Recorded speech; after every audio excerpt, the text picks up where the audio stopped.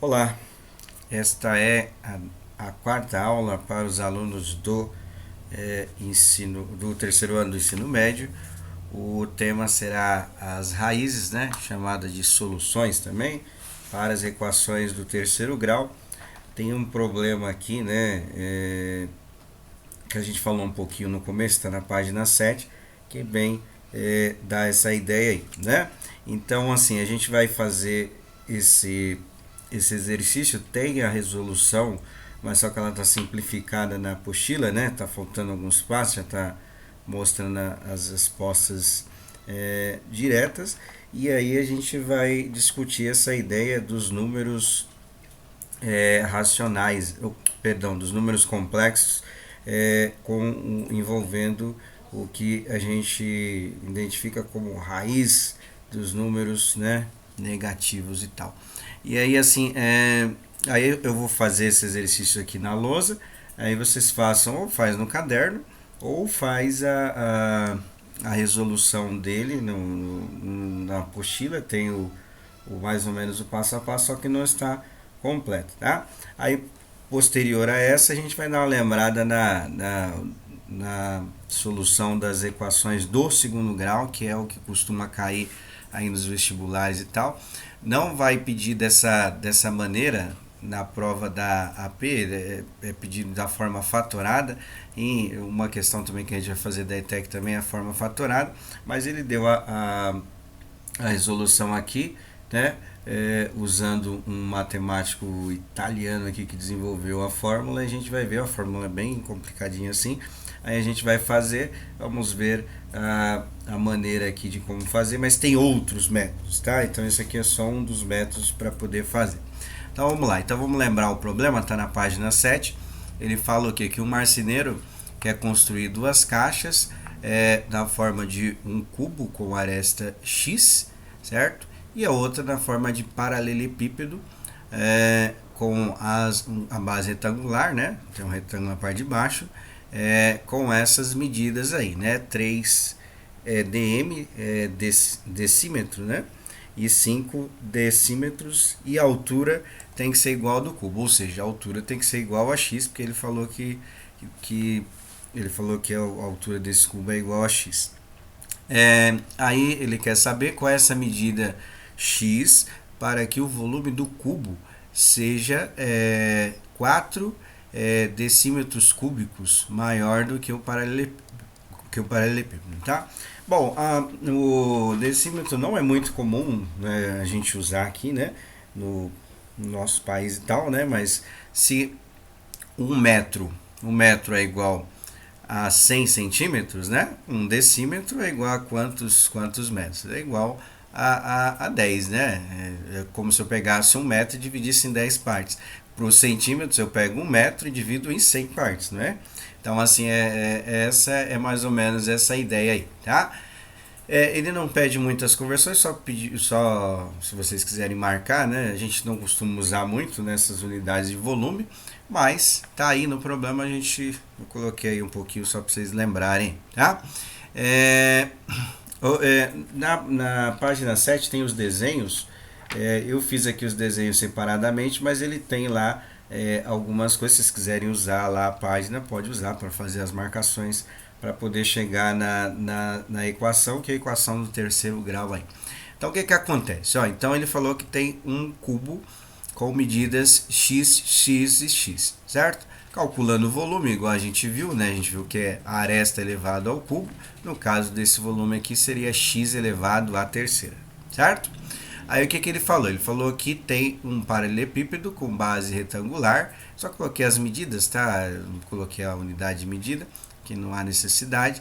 Então aí ficaria o que? 3 por 5 e a medida x, que é a mesma altura do cubo, certo?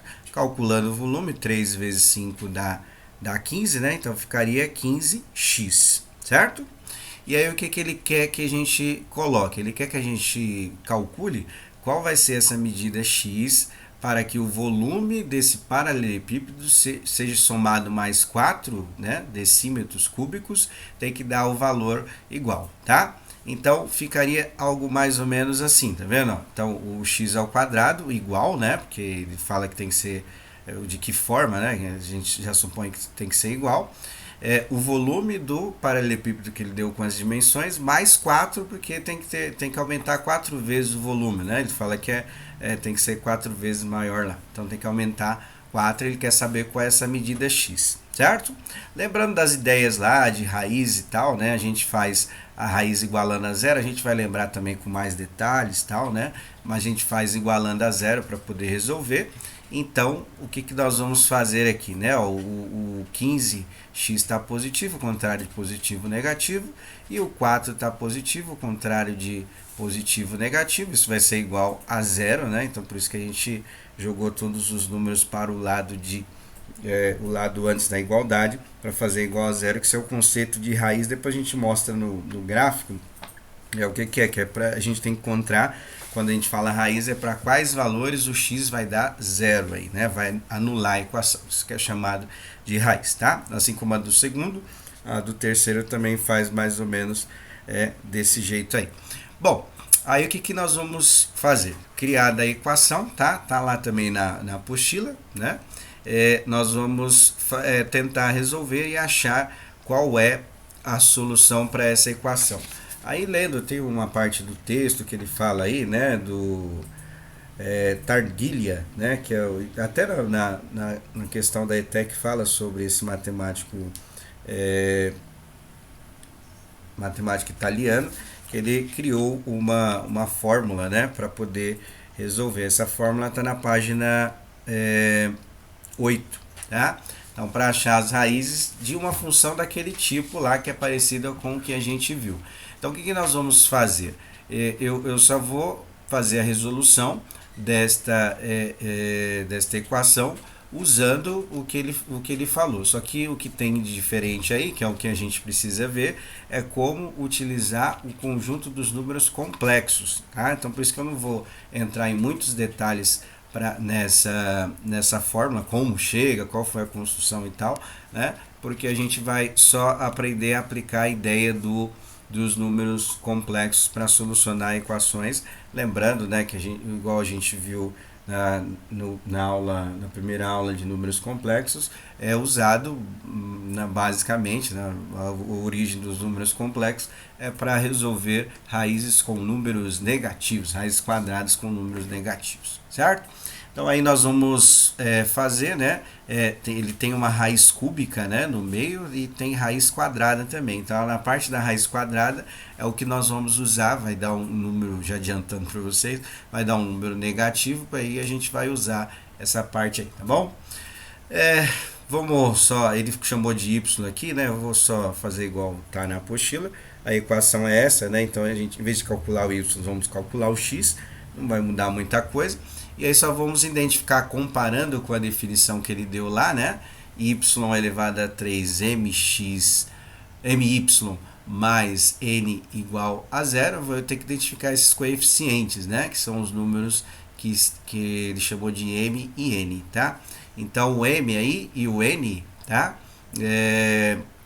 Não necessariamente, eu coloquei na ordem da equação, que aparece primeiro o n, né? Depois o m no final. Então o n vai ser um número menos 4 que nós vamos colocar, comparando com a definição lá do matemático italiano, Targilha, eu acho que é assim que se pronuncia. E aí a gente vai calcular esses valores usando aí o n igual a menos 4, o m igual a menos 15, tá bom? Então vou fazer a resolução aqui na lousa.